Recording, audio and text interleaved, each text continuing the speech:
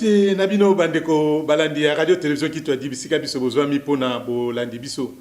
Topesi bino mbote totombe bino bolandi bolamu ya émission na biso émission Kama Solo.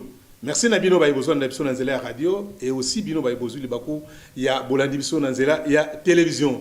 Partout dans le monde, bisika bozwa mi pambate tozaka kana RDCT to na ngumba Kinshasa te mais tozwa mi partout bisika bokolanda ka bongo radio télévision qui toi dit international. Voilà. Tokutani Katiama Solo na biso omokolo na lelo na présentation ya émission Oyo na zwami ngai mokote toza elongo na confrère na ngai bongo papa Pichu wa Ketama topesi mino mbote biso tokopesa na mbote na kati ya plateau pona ko l'accepter toza na kati ya bomoko papa Pichu mbote na mbote papa Faustin et mbote na balandi nyoso bozali kolanda biso na tango. Merci nakanisi mbote ya rakasini bongo ya bolingo ya bomoko ya lisanga. Mokona lelo kati ya émission na biso kati ya masolo ya mokona lelo tokosolo na nini eto yambi nani. Toyambi moko kati ya libota ya papa Simon Kimbangu. À l'occurrence sa grandeur papa Kisolokele au banso tout mesala ko benga papa King. Yewana nde otoyambi mukolo ya lelo na kati ya émission na bino émission na biso bongo to bengi bongo Kama Solo. Donc to menga ka papa Kisolokele Kimbangu Simon nde oyo tokosola na ye mukona lelo. Mais masolo nini oyo tonito solo elongo na papa Simon mukona lelo. Masolo na biso ekobaluka bongo na mobembo ya ba chef spirituel adjoint ya église kimbangiste mobembo ba uté kosala bongo na mboka Angola. Précisément na capitale na Luanda nde masolo na biso eza tout autour na yango toloba eza mission moko ya kosala bongo restitution ya mobembo ya ba chef spirituel adjoint ya église kimbangiste papa Pichu elobeli epaina. Merci mingi papa Faustin aussi olobi nyonso bandeko boyoki ndenge papa Faustin auti koloba na tina ya masolo na biso mokolo malelo ndenga yebisi bino te to yambi bongo papa Simon Kisolokele Kimbangu chef spirituel adjoint na kata plateau na biso mokolo malelo nangwa to kene mbango poto pesa papa mbote papa mbote na yo mbote na bino ya solo wana bouti kolanda ndenge tolobi na bino akobetela biso masolo ya voyage na bango ba uti kosala bongo na Luanda kuna na mboka Angola ndeto koyeba nini bakende kosala nini kuna e makamu nini bakutana yango na mboka Luanda. Papa question liboso voyage na bino ezalaki na tina nini na mboka Luanda? Ba liboso na remercier ba ndeko nyonso yo bakolanda biso na poko lelo. Mosala nzambe voyage na ezala pona ni. Ngai na maladie te, on a kendeki traitement. Na commerçant te, to na ende ko teka. To kende ko tala bala place mokimao. Bengi le mongesano ya musalo epesa milibiso. Bokende ko tala bana papa Simon Kimbangu par rapport ya musala na bino bozana yango papa Faustin mutuna ya mibale na mboko na. Merci papa Pichu mutuna mibale ezase moko. Mboka Luanda papa Simon na kanisi na bolandi na botal malamu e banike papa Paul Kisolokele nde wazali bongo moko kati na bino akofanda na mboka Luanda tope akozana na mboka Luanda. Mais esala ki mibu ebele banda crise otozana ngona kati ya Lingomba papa Paul azali kisuna mboka Luanda te. Et papa Paul aye kozonga na mboka Luanda juste be na ba date oyo ya bimaka na mboka Luanda en 2003 na 2014 papa Paul azongi na mboka Luanda. Tolo ba ete bozongi na ye e fongoli porte po ete libote ya papa Simon Kimbangu ezonga na mboka Angola papa. Bon. Bozongi na ye e fongola nzela po ete libote ya papa Simon Kimbangu ezonga na Luanda. J'aime la précision physiquement en bataille. Tata Simon Kimbangu a implanté Lingomba. Lingomba ekoli ekomi ndenge ezali.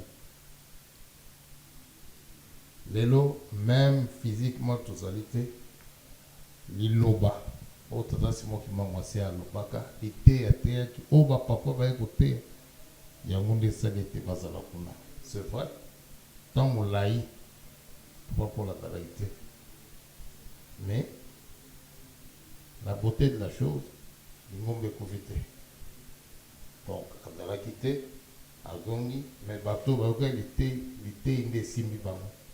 Ce n'est pas présence physique naïe, forcément. Azalaki te, mais lité était maki inde simbi bango, nde apoti bango.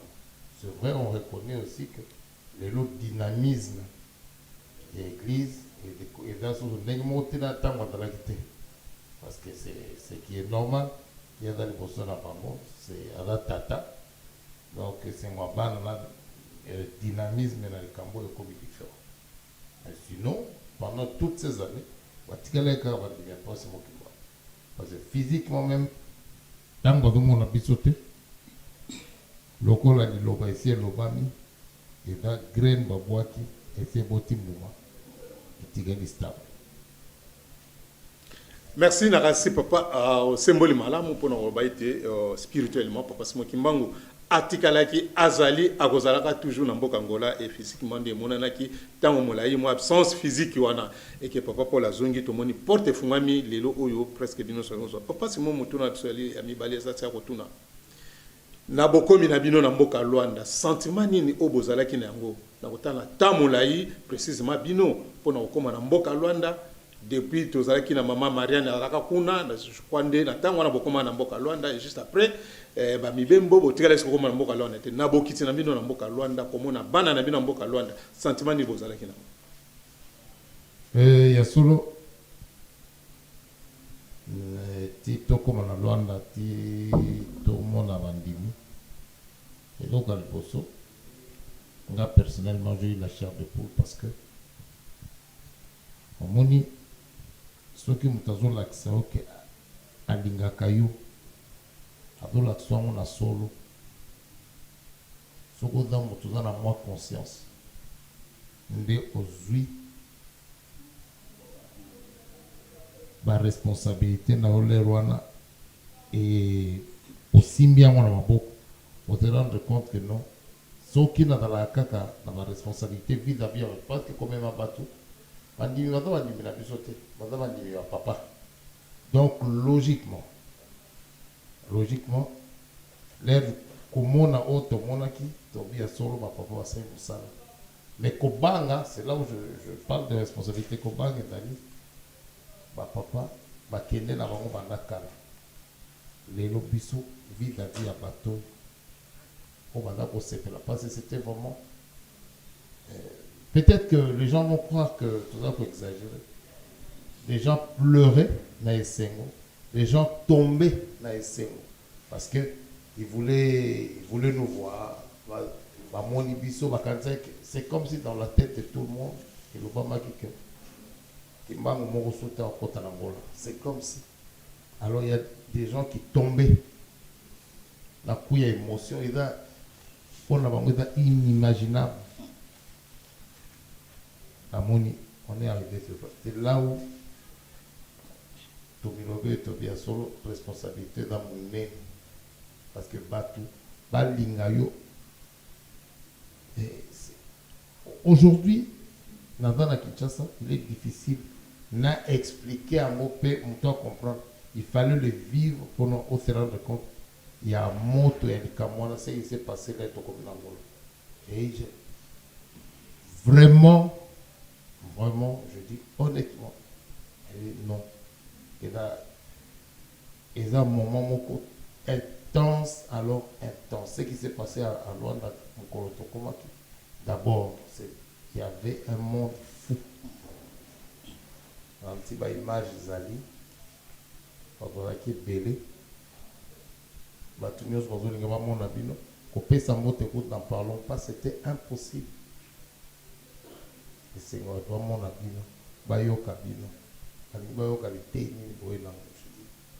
C'était une expression de la foi très intense. On je dis,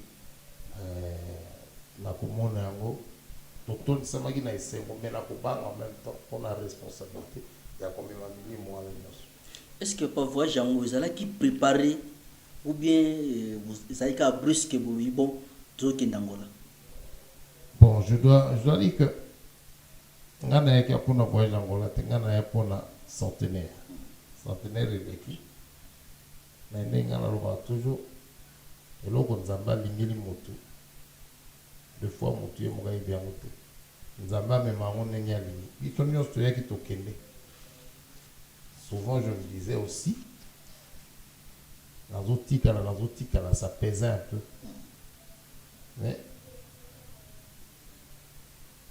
quelque temps après moi je m'apprêtais à rentrer que naye koyoka que il fallait tout la voyage en Angola na papa Armand na papa José. Bon, je dis, regarde déjà dans Kinshasa, je ne savais pas pourquoi moi, et puis à la dernière minute, bon, papa Armand a un engagement les États-Unis, donc c'était devenu compliqué pour nous. Dans la papa José, dire que je m'étais préparé, que na Kinshasa, na Brazza, et puis non, non. Mais on va toujours les je crois bandeko balandi papa Faustin ndingi papa lobi esengo zalaki makasi et ozamala muto lakisa na bandeko bamona ndenge nini bayambaki ba papa na Angola et puis toyoka pe d'impression ya bandimi o ba pesaki tango bazale kozela ba papa pote bakoma kuna na mboka Rwanda akanisi tozona ngambo régie pote to anda ba image. Congregado aqui na nossa igreja, estamos com muita alegria. Esperamos nossos papás. Estamos com muita emoção. Papa ndenge bazela kabangonyo sokaka na kata Kinshasa na Brazzaville na Pointe-Noire. Mais lelo ekomi tour na biso ya Angola yango nde tozana esengo po te toyamba banzambe na biso bazokomela biso lelo na bazotia makolo na kata mboka Luanda esengo na biso yango kashi unu kyaki lumbukina yakala kekiadi unu kyaki kutukiri kekiesa makumole basamba ni babushi bakulu kwa mukiesa to bamasama yetu tuvingilanga wa u shibalua kwa mukiesa. Verdade é de salientar que estou muito contente porque é pela primeira vez que vou ver nossos papás, apesar que já temos cá o nosso querido pai, Papa Paulo, mas é um objetivo muito importante para mim. Estou muito satisfeita mesmo de eu recebê-lo. Guavemo tamona vo papa mkuiza ena kieze ka kingi tunakiao utoma guavo fumuze nzambi zetu mkuiza ena antuka moko mazibu kamena. Bem, eu digo não é pela primeira vez. O Papa José acho que já cá esteve por várias vezes, talvez o Papa Simão King. E na verdade é uma grande alegria, porque nós estamos aqui com o Papa Paulo e o Papa Paulo representa todos os 26.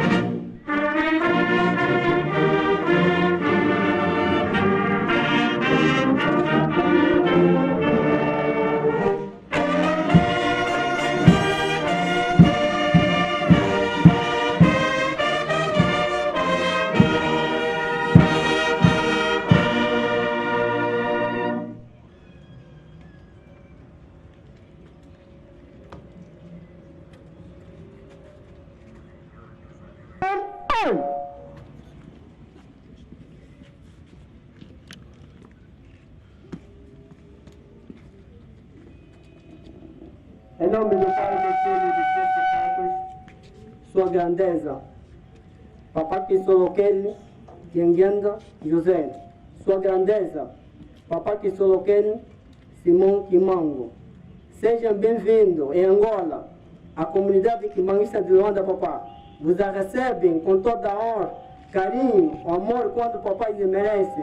Apresentou esta mesma honra o dirigente provincial do movimento dos fiscais quimanguistas em Luanda, Felizmino Tatizal.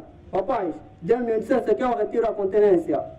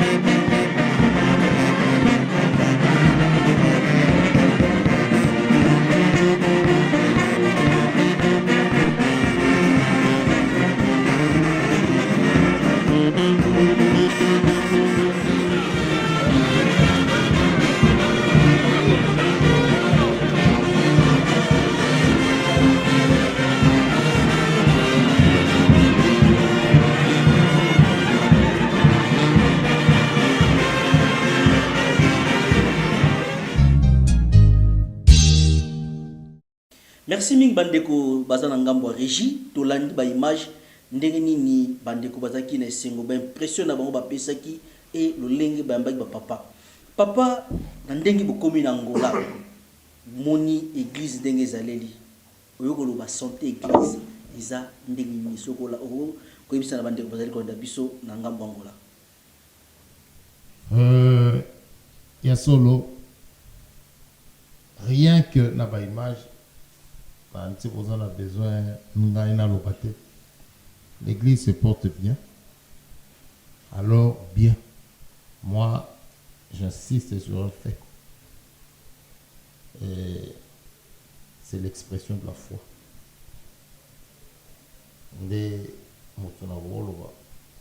Je ne dis pas, je précise, je ne dis pas que Kuna Batumabe Badate, tout le problème est zate, non.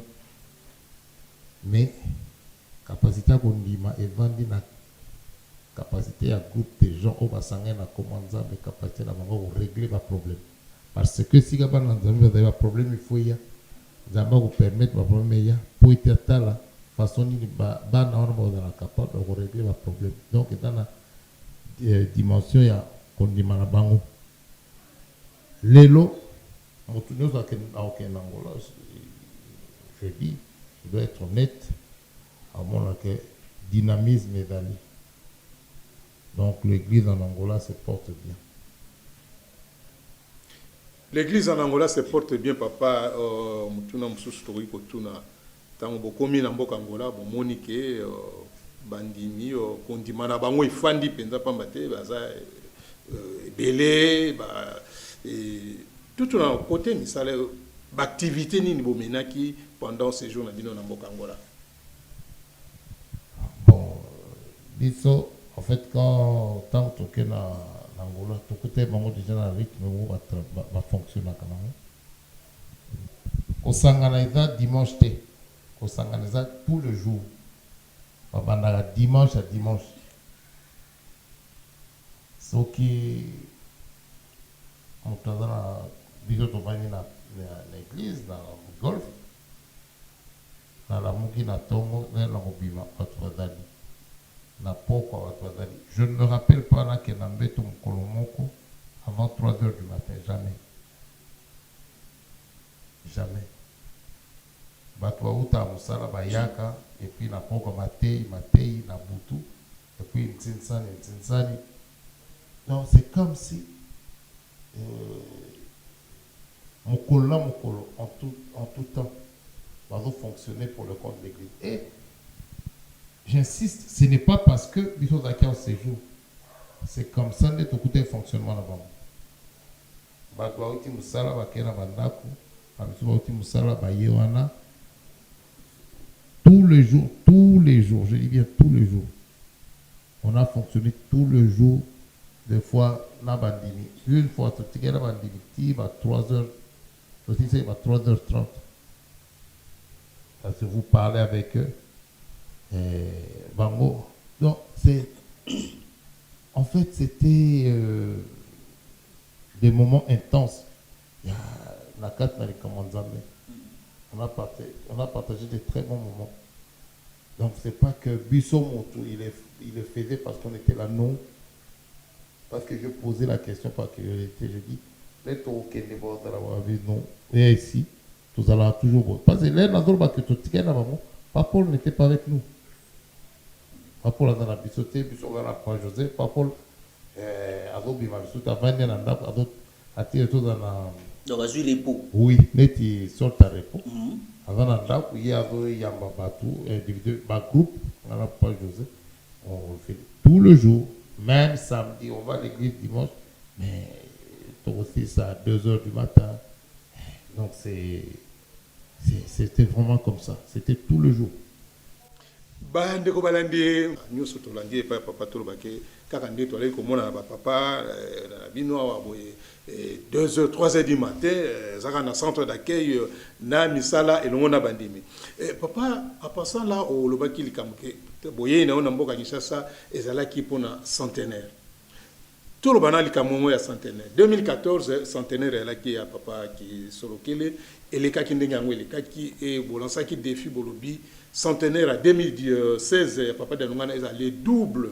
Il y a Oyo et les Kakina 2014. 2018, et Ebanike et Kozabon Namboka, Luanda, Topé Namboka Angola. Papa, ba préparatif nini.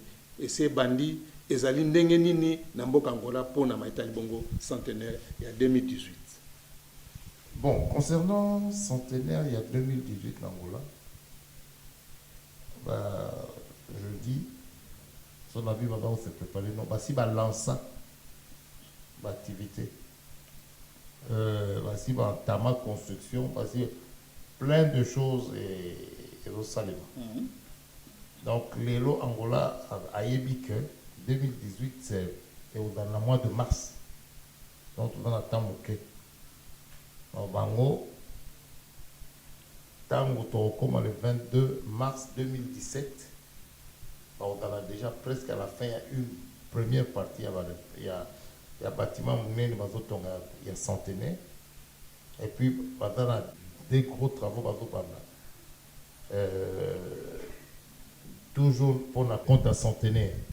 Donc je ne peux pas dire que dans mon étape, non, parce que banda. 2018, vous avez les triples, il y a autre moins 2016. Gloire à Dieu, ce qui est comme ça. Papa, soki pour la précision, ndenge toyebi na Kinshasa na 2014 totongaki résidence à Gombe.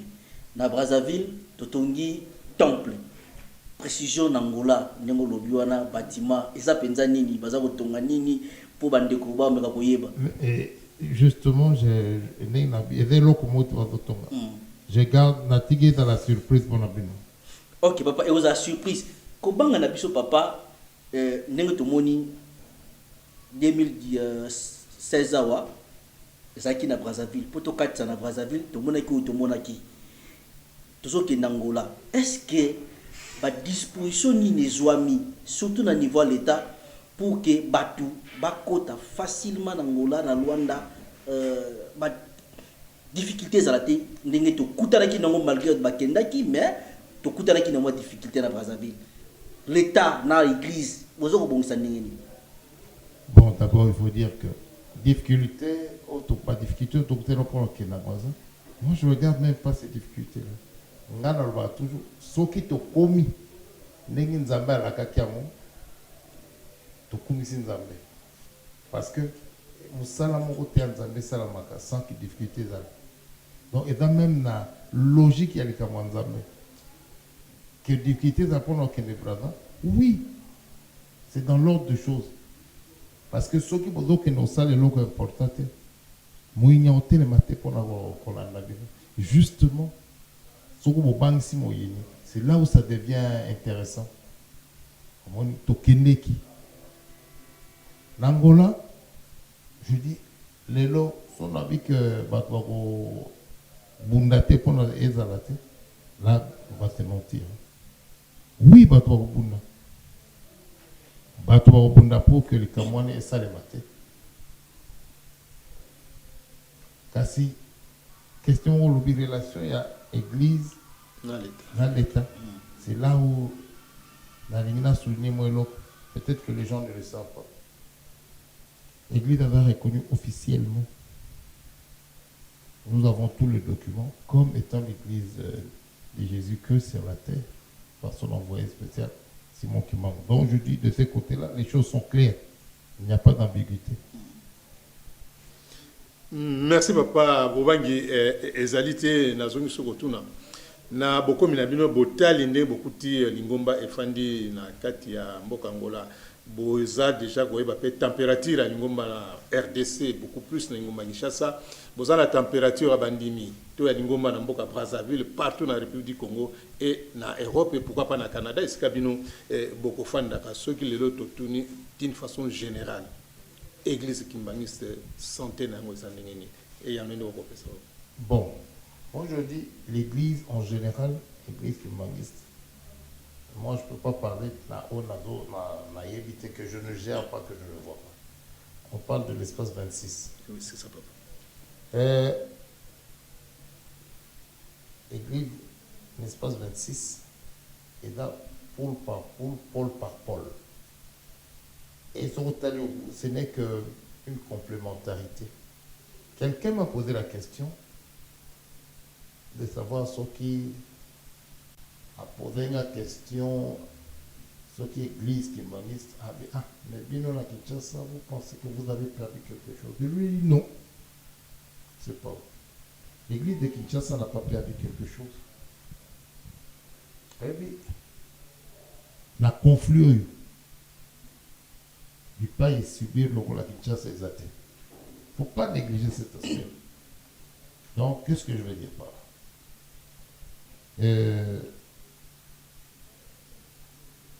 là? Si je veux parler du Canada, je peux dire qu'au Canada, on ne se bat moins parce qu'il y a une législation qui est claire. Sauf que là dans la réalité, tu essayes, voilà. Donc, personne ne peut venir nous embêter. C'est clair. La France, je pense que c'est la même chose. La Belgique, c'est la même chose. Donc, ce qui échange de causes, peut-être entre des individus, en dehors, il y a un droit où il va s'assembler là. Ça devient des petits problèmes entre personnes. Ça n'a rien à voir avec l'église. On doit avoir la vision là. Avant n'a pas été engagé et tout, ça n'a rien à voir. Donc je me dis, mais ce n'est pas parce que le Canada, la choc que nous ne faisons rien, que nous ne comprenons rien sur le conflit, ou que nous avons apporté le côté non, c'est faux. Justement, nous avons apporté le côté. Mais si nous au Canada, peut-être la législation fait que vous avez moins de problèmes vis-à-vis de l'État. Alors concentrez-vous dans ma bonne ligne. Vous n'êtes pas une source et l'on vous est allé, bino ou dans la cagaboye.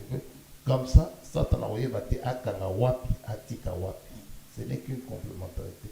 Mokolo, d'abord, on a la couverture, ça t'en a envoyé dans la circuit. À mon que l'on est katanate, et baluka, il n'y a pas de faiblesse. C'est vrai, on a toujours besoin d'exprimer foi dans la mission, dans le passement intensement. Parce qu'il y a un monde et au salaire que quand il est dans la bataille, l'expression foi est dans le monde sur la bataille. On a des associés à mon collègue. Merci papa to qui t'a fait dans votre kilo mina. Est-ce que bozana bobangité ya komema kilo wana ya bakimbangiste nyonso tu wana ndingo lobito zwana na espace 26 ninge milimo nyonso tu ezali uti de gauche à droite baye ko sangana bozana bobangira bomona ka kilo wana te étant en perse. Et surtout papa sona ko bakisa na question pas Foster lobi na responsabilité bozana ngo na kotala bandimi wana ya 26 oyo balobaki net na signature ya mokonzi ndenge toyebi esika nini bakimbongisi batiaka chef spirituel me balobi net par rapport ya oyo esalamaki bino mpe kobanga ezali te na komema bango e disposition nini bozali kozwa pour que bozala vraiment contact parfait na bandimi wana et surtout mayo elekaki et ezongela masusu. Mais c'est trop compliqué. Je pense qu'à la minute, on a mon limité. To papa Charles avait mon limité. To papa José, to papa Solo, to papa Paul, to papa Marteau, to papa Michel. Tout dans la bande limitée. Madame ma papa. Lélo, c'est bien simple. Arrêtons de croire que l'église est bandit dans le papa Fouamba Natikibiso. Non. Cette église existe depuis le 6 avril 1921. Ce ne sont que des acteurs qui changent dans la période donnée. Lélo Biso, tous conscients de l'autre. C'est un problème. En dehors de la logique, il y a papa. C'est quoi? C'est ça. Ngai so na sala église na ngai wana ngam na ko dicter na bi na ligneda la boy na ngai église da ngai te église da pasimo kimba église da papa biso to sala lingomba te et loko e bimisi makelele tout simplement parce que ekutani na oyo bateya ki batute yango ne boti makelele c'est tout. Donc, la seule chose que il ne faut pas tout ça là. La seule chose, il y a qu'on l'accès loko yo, toyebi ete yangote et loko ba l'accès biso et loko ba teibino. Parce que na utoloba ingombo yo dali sike zali parce que il y a eu un 6 avril 1921. Il y a eu Papa Simon Kimbang, il y a eu le Papa, Nde Ngombo et Darandengezali. Donc, tu as côté un abus sur l'eau, et l'eau qu'on a le côté. Mais ça, tu as un dans la problème. Parce que mon dimé est coloca, beaucoup de l'école. Biso batie, biso pour être tout bunda, pour faciliter mon dimé, mon colonna, mon colo. Nzela, oyo ko permettre à comme à accéder à vos conditions, c'est tout. Papa, les leçons totales mokili n'engezo kotambola partout, 4 coins du monde, les alliés à Koningala. Et les lots, église kimbangiste, et ben les espoir du monde, le kimbangisme, les espoir du monde. Est-ce que les lots, tu continuer à croire qu'on dit et que lobby, sima lobby, mon qu'il reçoit kimia, sima ya kimbanisme. Tout est possible à celui qui croit. Au moins, les camarades Nzambé, ceux qui Nzambé, mon gars, bien. Mon toit quoi qu'on dit matin, parce que il est qui m'a aidé là. Deux fois, la posons à même papa Simon qui m'a envoyé mon corps. Tango dai ko na bato na mboka abi Nzamba zolo baranga likambo Nzamba lobi na ngapo il était pris pour un fou. Il a fallu plusieurs jours vraiment on a total makambo et tout. C'est par rapport à la réalité il y a makambo avec comment on a ramené bango.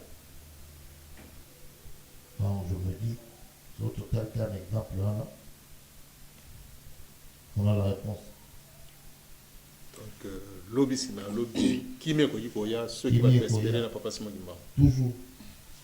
Parce que ngai na yote musto bandiamo. Ngai na yote musto lobby comme mokile comme on a sur le rôle à Batabakuma. Mais tant qu'on fait longue à l'oreille que l'Union soviétique est au Parzan. Il a été pris pour un fou. Ce que vous avez comme dans Nzambe na solo, vous allez tellement en avance vis-à-vis à battre. Tant que papa Simon qui m'a dit que mon Dieu là au coma moindre, moindre au coma mon Dieu, il a été pris pour faire. Mais les loups y en ont toujours vu. Donc, il y a vie. Donc là, il y a assez à le bâtir et au coxama. Merci mingi papa ndenge lobi luka loba ki ko kisama bano ke na suka émission na biso tozono na ngola papa.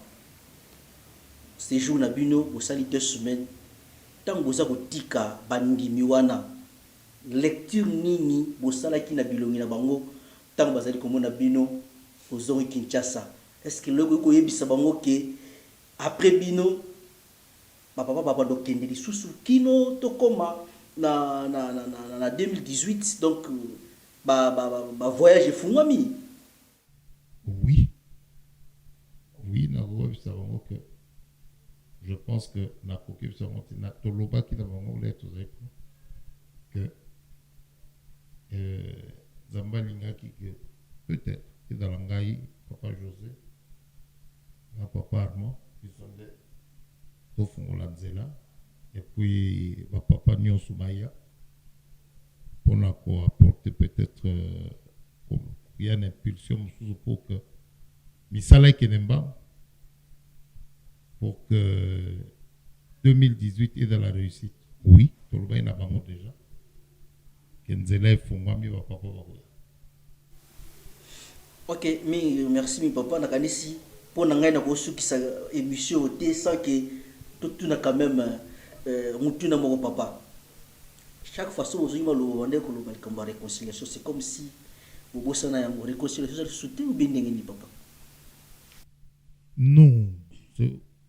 Mon côté à Kokobo et réconciliation. Au contraire. Réconciliation et Zali.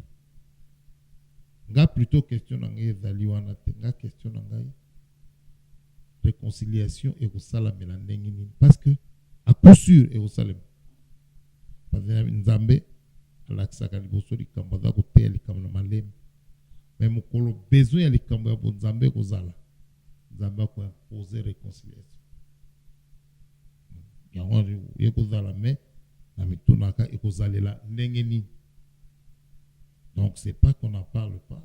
L'Angola tolobeli yango kuto au contraire tobeteli yango sete makasi tobi non totika bokabwani.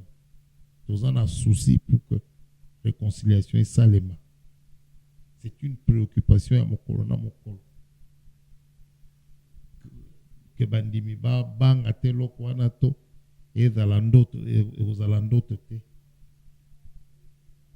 Et aux alelande ndengeni. On en a parlé. Merci papa, merci ba ndeko balandi ya émission K Masolo le loto zalaki longo na papa qui solo kele kimbangu Simon yende to yambe mukona lelo papa soki to kosenga na yo pona émission oyo yambo oyo liloba moko na bandimi bana no nyonso bazolando de partout dans le monde esika bali kolanda émission oyo liloba nini okoyebisa bandimi kimbangiste oyo bazali kolanda bino nango papa. Bana pasi mokimbangu nzela oyo tolandi eza pasi kasi na likambo na Nzambe nzela facile pe ezalaka te. Lelo toza kimbangiste par hasard te. Responsabilité na biso oyo nyonso papa Simon Kimbangu asalaki lokola prophétie parce que wana ekokoma kaka kasi biso nde bana papa Simon Kimbangu nyonso tobunda po ete mokili esosola ete tata Simon Kimbangu azalaki lokola moto nyonso te ndenge naloba yango nakondima so tolobi liloba moko ekokokisama tata Simon Kimbangu azalaki différent ya bato nyonso parce que papa Simon Kimbangu anzambe papa Simon Kimbangu anzambe donc eloko na koloba bana nyonso pasi mokimba etumba na biso ezala wana papa fombanda alobi ebokende kopanza sango na mokili mobile mais ata ozoteya likambo malamu ndenge soki ezaleli na yo elongobani te mpasi kozala wana yango biso bana mpasi mokimbango nyonso eza na ngambo baza na centre eza na ngambo baza na mokoto toza na eloko moko esangisaka biso eza ye recommandation oyo aza kotinda eza nango mpe kaka moko pamba te conflit c'est entre les hommes kasi relation ya nzambe na bato soki atiaki biso nyonso molimo moko yango wana kaka ekotikala ata na kibomoto bato mibale bakaboni kasi na bonzambe so nzambe asali suka bakozonga ensemble parce que baza kokabla likambo ya nzambe moko ezali intense donc bana mpasi mokimbango tobunda po ete topesa lokumu na tata na biso topesa lokumu na nzambe na biso olie toyokisa esoni pamba te ezaleli na biso nde ekomema mokili etiola ezaleli na biso nde ekomema mokili baseka to bakanisa ete ezalaki ya lokuta mpasi mokimbango ayaki asi asalaki mosala na ye asi asalaki yango ndenge nalobaka oyo nyonso alobaki kokokisama ezali tour na yo kimbangiste tour na ngai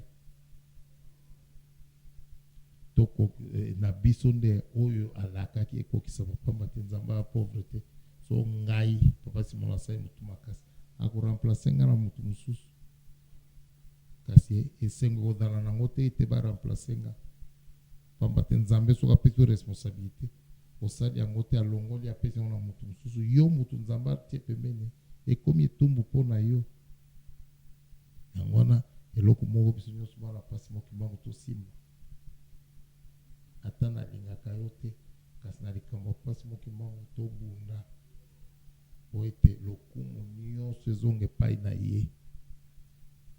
Alors je pense que soki tozwi etaleli wana esengi kozala epai na biso bana na nzambe.